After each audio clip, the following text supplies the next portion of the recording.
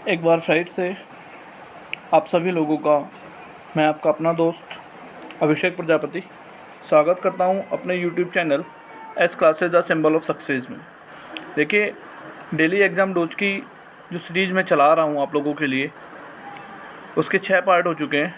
अब उसकी 7वें सेशन की शुरुआत मैं करूंगा आज आपके साथ। तो आप लोगों से एक रिक्वेस्ट है मेरी कि वीडियो को अंत तक देखिए। टेलीग्राम चैनल को ज्वाइन करके जो डिस्क्रिप्शन बॉक्स में मैं लिंक देता हूँ, वहाँ से टेलीग्राम चैनल को जो है मेरे ज्वाइन करके वहाँ से इसी सीरीज की PDF आप क्वेश्चंस की PDF प्रिंट कर सकते हैं। वहाँ से क्वेश्चंस की PDF आप लोगों को मिल जाएगी। तो मैं आप लोगों से कह रहा हूँ कि अगर आप लोगों को लग रहा है कि मेरी ये वीडियोज़ आप लोगों के लिए यूज़फुल हैं, आपके एग्ज़ाम्स में काम आएंगी, तो आप लोग चैनल्स को लाइक कीजिए, चैनल को सब्सक्राइब कीजिए जिसने सब्सक्राइब नहीं किया है, और क्वेश्चंस के लिए या अपने फीडबैक के लिए कमेंट ज़रूर करते रहिए। तो देखिए, चल रहे हैं आज के इस सेशन में, और पहला क्वेश्चन आप लोगों की स्क्रीन पर है। पहला क्वेश्चन बोल रहा है, देखिए, ग्लोब पर दो खानों के बीच की दूरी न्यूनतम होती है। मतलब जो अपना ग्लोब होता है, मान लीजिए जैसे ये पूरा ग्लोब बना दिया मैंने, तो इसमें दो खानों के बीच की जो न्यूनतम दूरी होती है वो कहाँ पर होती है। मतलब इस तरह से मैंने दो खाने बना दिए, इस तरह से अक्षांश खींचे जाते हैं, इस तरह से अक्षांश खींचे जाते हैं। देखिए इस पर, तो इन अक्षांशों में दो खानों के बीच की जो न्यूनतम दूरी होती है वो कहाँ पर होती है, क्वेश्चन पूछ रहा है। तो देखिए, इस क्वेश्चन का आंसर है डी। क्या आंसर है? डी। मतलब अंतर्राष्ट्रीय तिथि रेखा पर, ग्लोब में अंतर्राष्ट्रीय तिथि रेखा पर दो खानों के बीच की जो दूरी होती है वो न्यूनतम होती है। अब बात आती है कि अंतर्राष्ट्रीय तिथि रेखा क्या है, कैसे है, इस सब के बारे में बात करेंगे। तो देखिए, अपने ग्लोब पर 180 डिग्री देशांतर को 180 डिग्री देशांतर को अंतर्राष्ट्रीय तिथि रेखा कहा जाता है। बहुत ही इंपॉर्टेंट क्वेश्चन है कि अंतर्राष्ट्रीय तिथि रेखा कितने डिग्री पर खिंची होती है। तो खिंची होती है 180 डिग्री देशांतर पर। देखिए, ये कब जो है निर्धारित की गई थी, ये मैं आप लोगों को बता देता हूँ और जानकारी दे देता हूँ।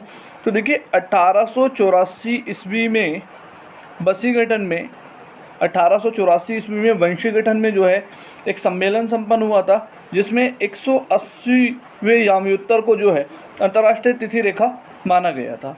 और एक बात यहाँ पर डिक्लेयर कर देता हूँ कि जो ये अंतर्राष्ट्रीय तिथि रेखा है, मतलब 180 डिग्री जो देशांतर है, 180 डिग्री देशांतर जो है, 180 डिग्री जो देशांतर है, ये जो रेखा है ये आर्कटिक सागर, चूकी सागर, बेरिंग स्ट्रेट और प्रशांत महासागर से गुजरती है।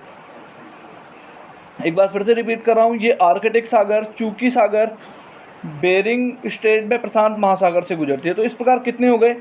आर्कटिक सागर 1, चूकी सागर 2, बेरिंग स्ट्रेट 3 और प्रशांत महासागर 4। मतलब 4 सागर आप लोगों को दिखे। ये जो अंतर्राष्ट्रीय तिथि रेखा है 4 सागरों से होकर गुजरती है।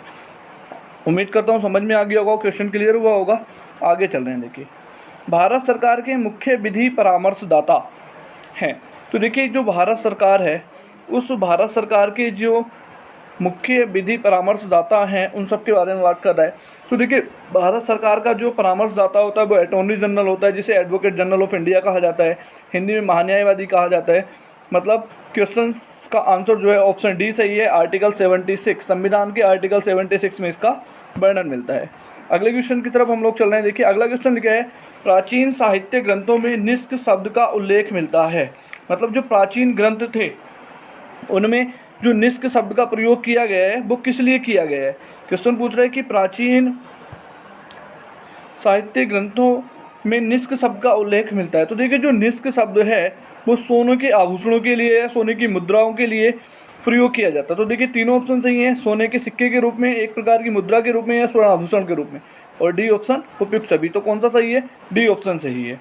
इससे अगले क्वेश्चन की तरफ चल रहे हैं। देखिए, S classes the symbol of success आप लोगों की सेवा में लगातार बना हुआ है। आप लोग चैनल को लाइक करते रहिए, सब्सक्राइब करते रहिए।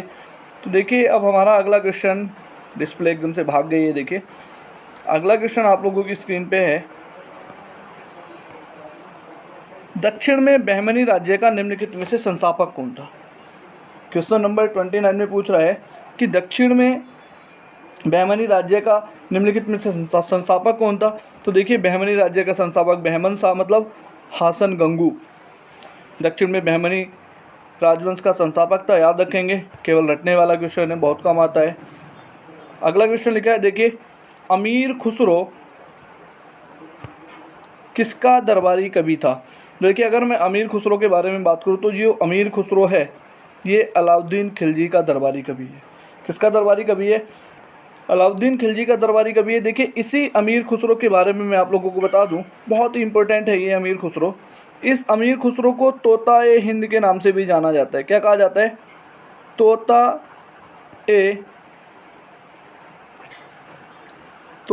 ए हिंद भी बोला जाता है इसी को। इससे आगे के बारे में अगर मैं बात करूं आप लोगों को अमीर खुसरो के बारे में ही, तो देखिए जो अमीर खुसरो है इसका जो मूल नाम है वो मोहम्मद हसन है। मूल नाम क्या है याद रखेंगे आप लोग? अमीर खुसरो का मूल नाम मोहम्मद हसन। अमीर खुसरो का मूल नाम क्या है? मोहम्मद हसन। इसी को तोता हिंद कहा जाता है। और आगे मैं बता दूं कि इसी अमीर खुसरो के जो गुरु हैं वो गुरु हैं निजामुद्दीन औलिया। कौन है इसके गुरु? याद रखेंगे, निजामुद्दीन औलिया। चिश्ती समुदाय में आप लोगों ने ये नाम सुना होगा। निजामुद्दीन औलिया जो थे वो इसके गुरु हैं। किसके गुरु हैं? अमीर खुसरो के। निजामुद्दीन औलिया का जो है शिष्य है कौन?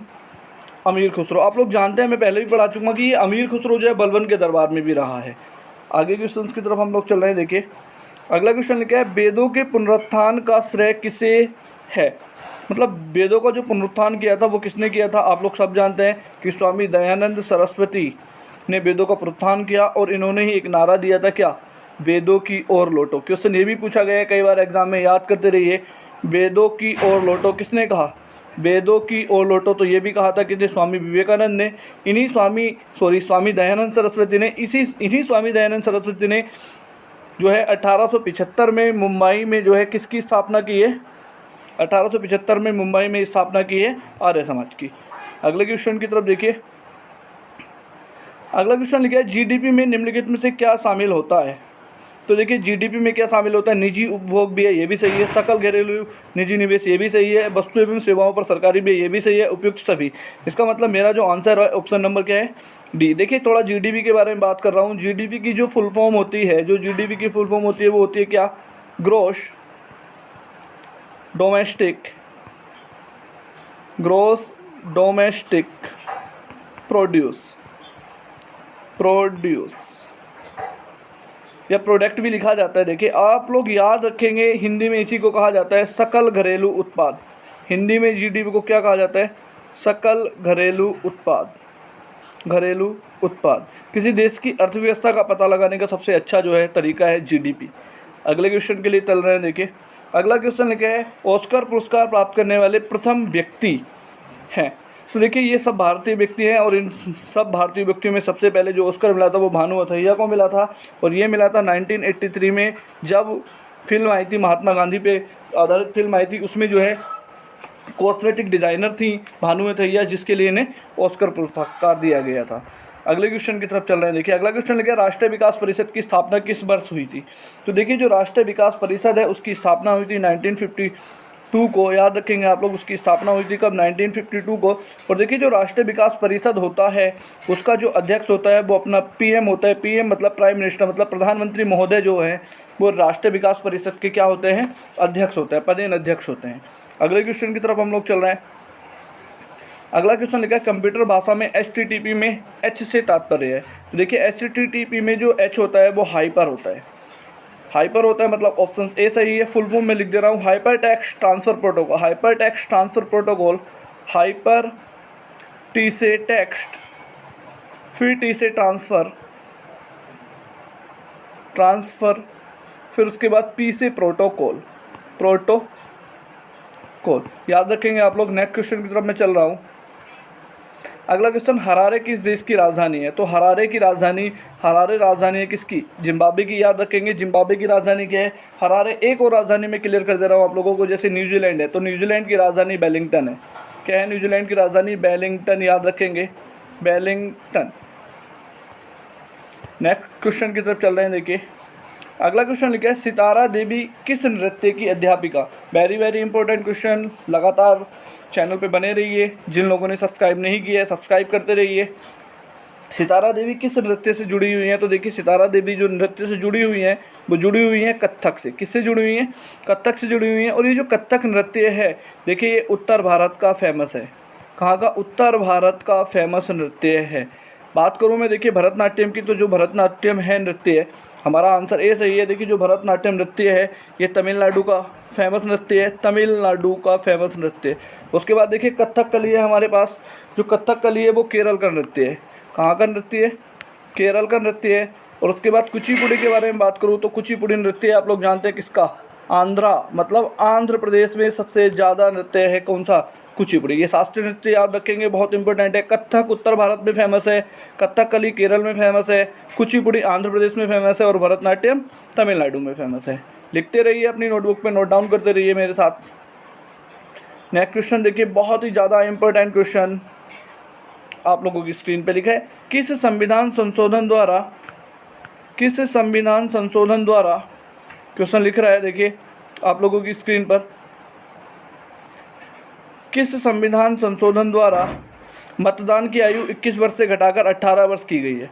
तो देखिए ये बहुत इंपॉर्टेंट क्वेश्चन है कि 61वां संविधान संशोधन 1989 में के संविधान संशोधन द्वारा जो है मतदान मतलब वोट करने की जो आयु थी वो घटाकर 21 वर्ष से कितने वर्ष कर दी गई थी? 18 वर्ष कर दी गई थी। ऑप्शन ए सही है।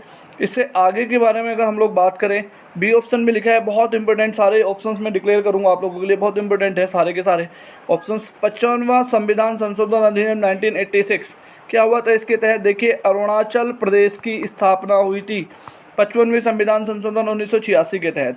सी ऑप्शन लिख रहा है 73वां संविधान संशोधन अधिनियम 1992, बहुत ही ज़्यादा इंपॉर्टेंट।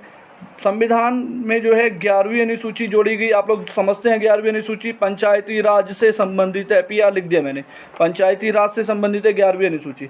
उसके बाद लिख रहा है डी ऑप्शन में 84वां संविधान संशोधन अधिनियम 2002 क्या हुआ था इसके तहत? तो देखिए इसके तहत एक तो छत्तीसगढ़ की स्थापना हुई, छत्तीसगढ़ लिख दिया शॉर्ट में। देखिए झारखंड की स्थापना हुई, JH मतलब झारखंड लिख दिया, और उत्तराखंड की स्थापना हुई यानी कि यूके। 3 राज्य बनाए गए 84वें संविधान संशोधन अधिनियम 2002 के तहत, छत्तीसगढ़, झारखंड और उत्तराखंड।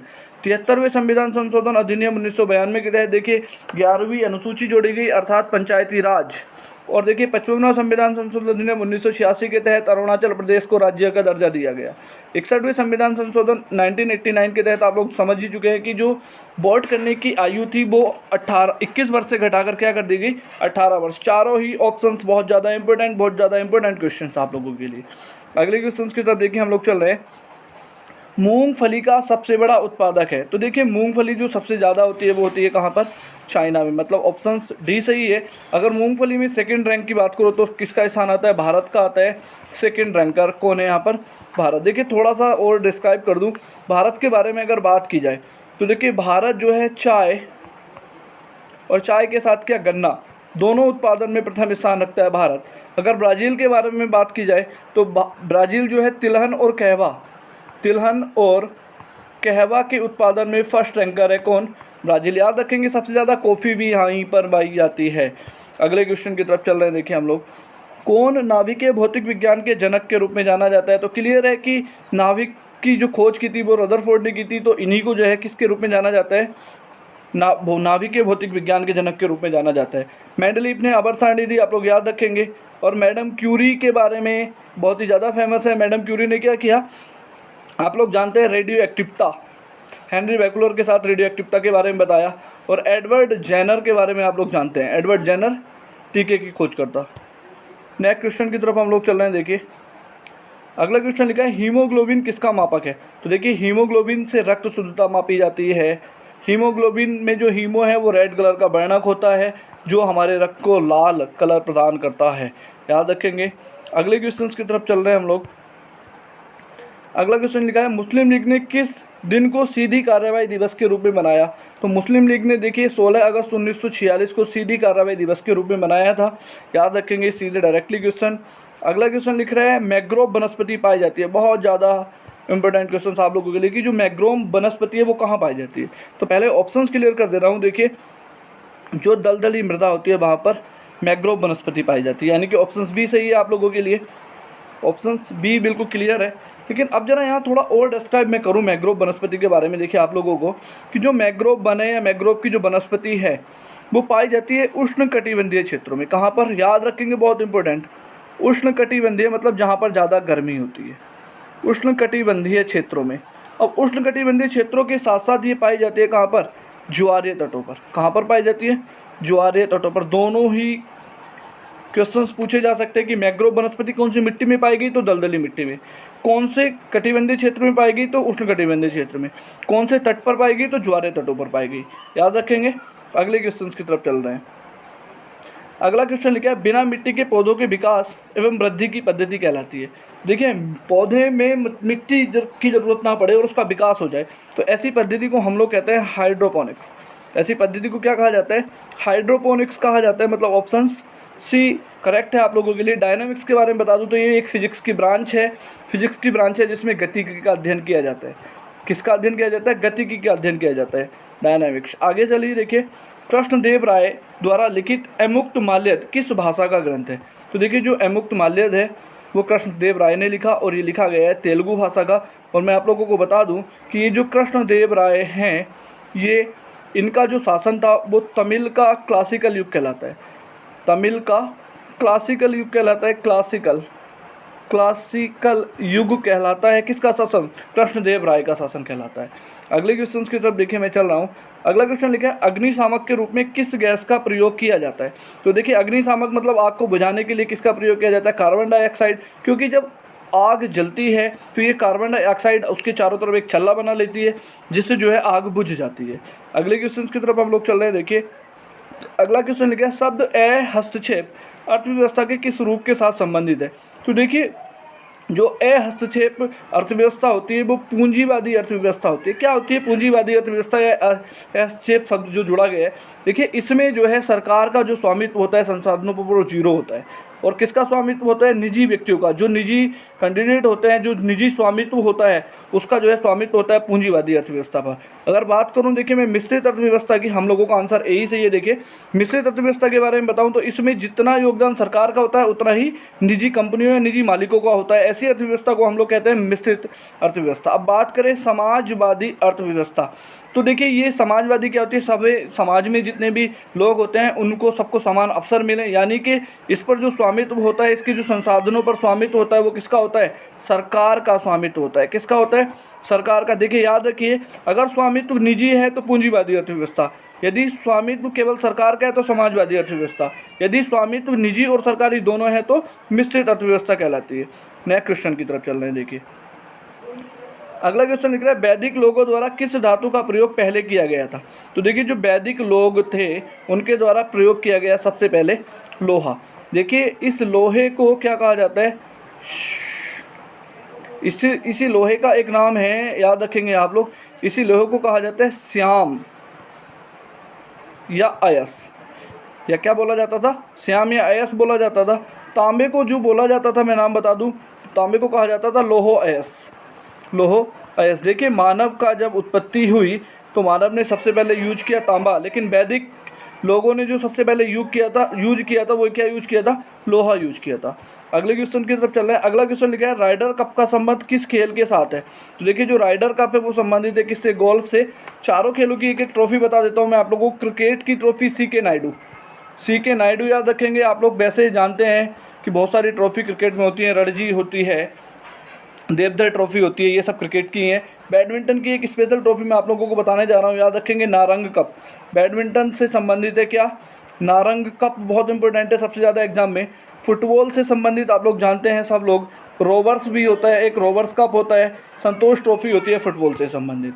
अगले क्वेश्चन की तरफ हम लोग चल रहे हैं। देखिए, अगला क्वेश्चन क्या, भारत के निम्नलिखित राज्यों में से किस राज्य का समुद्र तट सबसे लंबा है। तो देखिए, अगर सबसे लंबे समुद्र तट की बात करूँ तो गुजरात की जो समुद्री तट सीमा रेखा है वो सबसे लंबी है, लगभग 1214.4 किलोमीटर लंबी सीमा रेखा सबसे ज़्यादा गुजरात की। अगर दूसरे नंबर पर बात करूँ तो दूसरे नंबर पर आता है आंध्र प्रदेश, तीसरे नंबर पर बात करूँ तो आता है तमिलनाडु, अगर चौथे नंबर पर बात करूँ तो आता है महाराष्ट्र, चौथे नंबर पर कौन आता है, महाराष्ट्र आता है। और आप लोग याद रखेंगे कि टोटल जो भारत के राज्य हैं वो 9 राज्य हैं, जिनकी सीमा रेखा टच करती है किसे, समुद्र से मिलती है। याद रखेंगे 9 राज्यों की सीमा रेखा समुद्र तट से मिलती है। सबसे लंबी जो सीमा रेखा है वो गुजरात की है। दूसरे नंबर पर आता है आंध्र प्रदेश, तीसरे नंबर पर आता है तमिलनाडु और चौथे नंबर पर आता है महाराष्ट्र। और जो 90 नंबर पर आता है वो आता है गोवा। मतलब सबसे जो छोटी सीमा रेखा समुद्र से मिलती है वो किसकी मिलती है, गोवा की। तो आज का सेशन इसी के साथ खत्म होता है। आप लोग कमेंट करके ज़रूर बताइए कैसा लगा आप लोगों को आज का सेशन, और क्या आप लोग इम्प्रूवमेंट चाहते हैं। मैं आप लोगों के लिए हमेशा तैयार हूँ। धन्यवाद, बहुत बहुत शुक्रिया। मिलते हैं अगले सेशन में।